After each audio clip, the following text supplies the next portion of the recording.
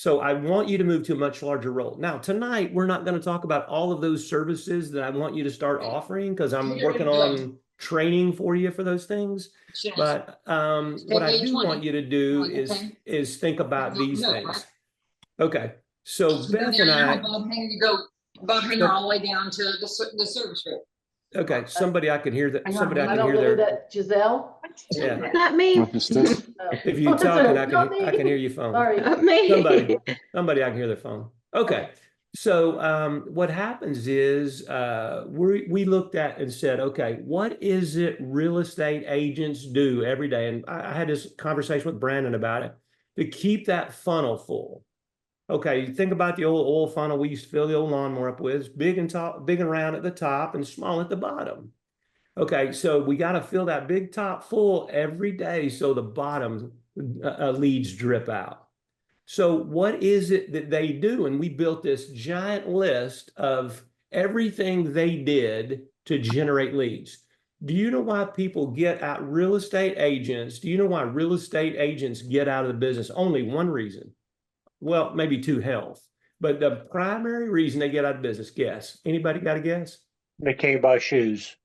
Well, okay. They get married to their home inspector referrer.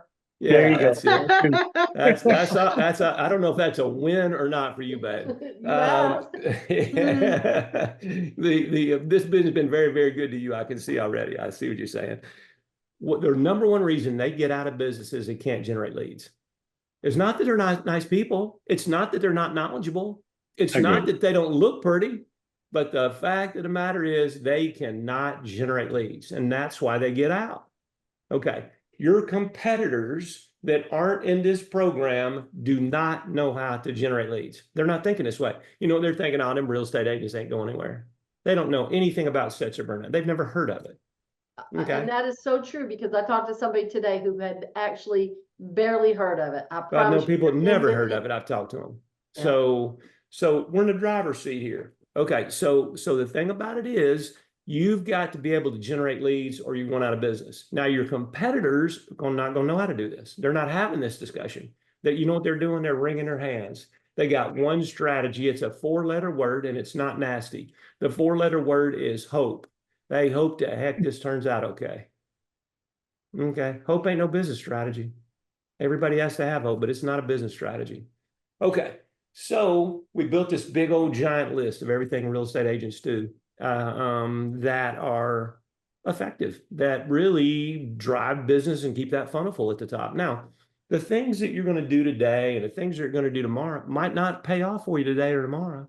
But you know what? You're going to have to be doing a variety of activities to be able to make it happen. And, you know, a lot of you guys, not going to say this, but you've gotten pretty lazy from the internet.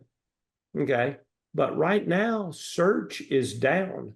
Okay. You know why? Interest rates are high and there's economic uncertainty. Are sales still happening? Absolutely. In every market. All we need is, let's say that, Keith, that you needed 70 a month for your guy to keep everybody busy in your firm. Okay. So if there's 300 inspections, our job is to get 70, right? Yeah. And listen, we're going to kick, punch, and fight to get 70 because we don't care about everybody else. We don't care a thing about everybody else. We only care about achieving our business goals so that our families and your team members' families are whole. All right. And we're going to have to be willing to do the work. But it's not going to be sit back and let Uncle Google fill you full of leads right now. It's not ever going to be that. It's going to be one part of a multi-pronged approach to marketing. And I've always preached that. Never, ever put all your eggs in one basket. Because when you're doing that, basket gets tilted over, your eggs are broke. All right. That's a bad strategy, like hope. And that's one of the things that go ahead. We say, Brandon, jump in here. We track that really closely in our business too. I mean, because, you know, we're in a small market. And so there's literally, you know, a few hundred transactions that happen. And this year it's looking like it might be, nationally at least, the slowest year in real estate, I think, since the 80s, I want to say. Maybe 2008, just because I shouldn't say nobody, but just so many people are just out of the market just because home prices are high, interest rates and uncertainty, right? All those things.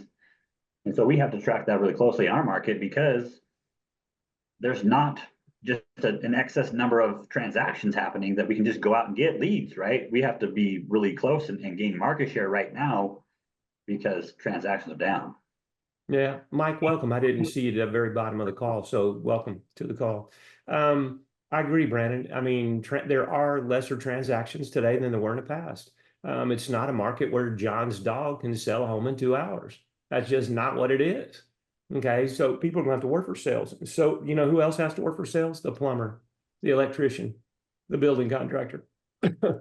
It's all a Everybody hustle. out It's there. a hustle. It's a hustle. It's a hustle, Keith. That's a Gotta good way to hustle. put it. What's your Gotta hustle, hustle, baby? man. Mm-hmm. Get off your butt and get out there. So that's what we're going to have to do. So with that said, we looked at all of the things that the real estate agents are doing, and it was a big list. We were probably 50 things. Okay. And what our team is doing is looking now, distilling those down. We're writing the strategy on what they did, how they did it. We're going to share with you how they did it. We're going to share with you what you need to do. We're going to give you all of the material to do it. All those things are the online is already done in the new membership site, but the offline, all the new offline stuff is coming in. As a matter of fact, I worked all day on one course to make that happen for you. What we wanted to talk to you about tonight. Anybody ever heard of Joe Girard? Anybody just that name strike a bell? And B, if you get a second, I need to get a coffee pot in here. I'm sorry, guys. The wife won't let me have it because I need to get up and walk my fat butt in there, skinny butt rather, to the kitchen. But anybody know Joe Girard? Yep, I've heard of that. Oh, I know you know him. Joe Girard is one of my favorite stories. I don't know if you know Joe or not, but Joe is in the Guinness Book of World Records for the guy that has sold the most cars in a salesman's lifetime. In 1 year, Joe Girard sold 1,425 vehicles in 1 year. That's pretty amazing, isn't it? One guy. Okay. This was before the internet. He had no team. One guy. Okay.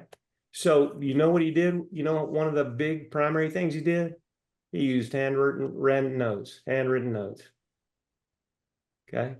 Now, Brandon, I know some of our members have used handwritten notes, Todd Whiting, others, and they'll rave on how effective they are. But you know why we don't use handwritten notes today? Because we don't have time, but now we might have a little more time. Okay. And if your handwriting is as bad as mine, what you might want to do is get some teenage young person, man or a woman, that's got good handwriting, and just sub that out to them. But you write the message and just let them handwrite it. He's got books on all that stuff. Yeah, it's great. He's a great guy. He's got a website and the whole thing. So let me go over here and just tell you a little bit about Joe Girard if you don't know him. One of the things he said, these are directly from him, and I'm not going to read you the text, but I'm going to touch on the bullets.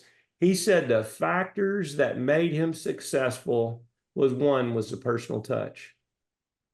How about, you know, what the most powerful word in the English language is? The sound of your own name. Okay. So when you put a personal touch on somebody, how many of you look at, because I learned direct mail as a young marketer. How many of you look at send out cards or whatever comes in and it's the handwritten font? Thank you, dear. And they're trying to spoof you into thinking it's a real thank you note or something from handwritten, right? Well, then you look on the back and it says send out card to somebody else, and the jig's up. You know it ain't that now. Okay. But when you receive a personal handwritten note from someone, and I will tell you, I received one the other day. I had made a purchase, and somebody in that firm, it was in the marketing department, actually wrote me a handwritten thank you note. I was blown away. I was like, okay, this is a pretty good sized company too. Okay, I'm digging it. All right. So the personal touch, I felt wonderful by receiving that note, because nobody else is doing it. I'm like, wow, damn. Woo, that was personal.